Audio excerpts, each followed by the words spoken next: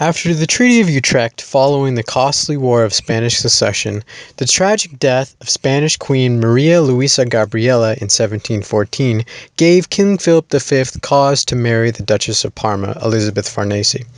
However, he could not proceed without the proper dowry, so the king ordered an extremely elaborate offering of jewels to be brought to her by the 1715 fleet.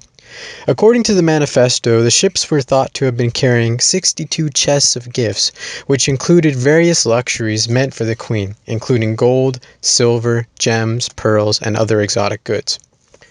On July 31st, 1715, these ships, known as the 1715 Treasure Fleet, were traveling from the New World to Spain, and at 2 in the morning on Wednesday, 7 days after departing from Havana, Cuba, 11 of the 12 ships of this fleet were lost in a hurricane. Around 1,000 sailors perished, while a small number survived on lifeboats. Many of the ships, including pirates, took part in the initial salvage, but, fortunately for us, a lot was missed. Despite the loss of the fleet, Philip V and Elizabeth Farnese were married, and they eventually had 7 children. The shipwrecks were rediscovered in the 1950s by Kip Wagner, and various artifacts were recovered and put on display for the public to enjoy. Items from the ship have been carried by waves and currents and scattered all across the ocean floor. On July 31st, 2015, 300 years to the day since the disaster, a Florida salvage company by the name of 1715 Fleet Queen's Jewels LLC recovered over 300 sunken gold coins, including some very large, rare royals, and they're estimated to be worth close to $4.5 million. Those coins, along with others from the same fleet discovered in previous expeditions in 2010 and 2013, have just been released on the market. The 1715 Fleet Queen's Jewels has exclusive rights to the treasure fleet, and so far have recovered roughly $6 million in treasures. It is estimated that close to $400 million in lost treasures from the fleet is still out there, waiting to be discovered. The wreck has been featured in pop culture in various films, shows, and games, including Fool's Gold, The Deep, Assassin's Creed 4 Black Flag, and Black Sails, to name a few. The coins recovered are perfect specimens of the time and were struck in Colombia, Mexico, and Peru.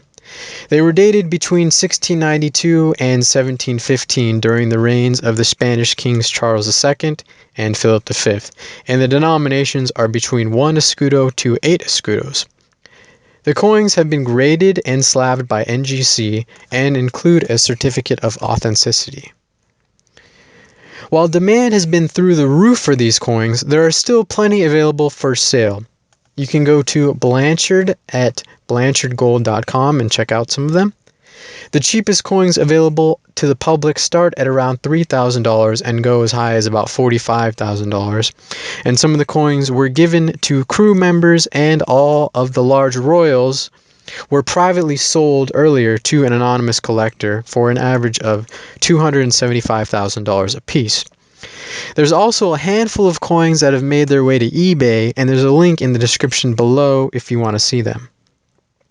Given the popularity of this find and recent publicity, these coins are not expected to last long. If you're thinking of hunting down some of this treasure, you can contact 1715 Fleet Queen's Jewels and see if they'll hire you as an intern. Applications are through the roof now, especially after the recent publicity they've received. But owner Brent Brisbane is willing to help people out who are looking to follow their dreams of finding lost treasure. If you've got a favorite coin from the 1715 shipwreck, or perhaps another favorite piece of underwater treasure, please share it in the comments below. And if you enjoyed, please be sure to give us a like and subscribe for more. Have a good one.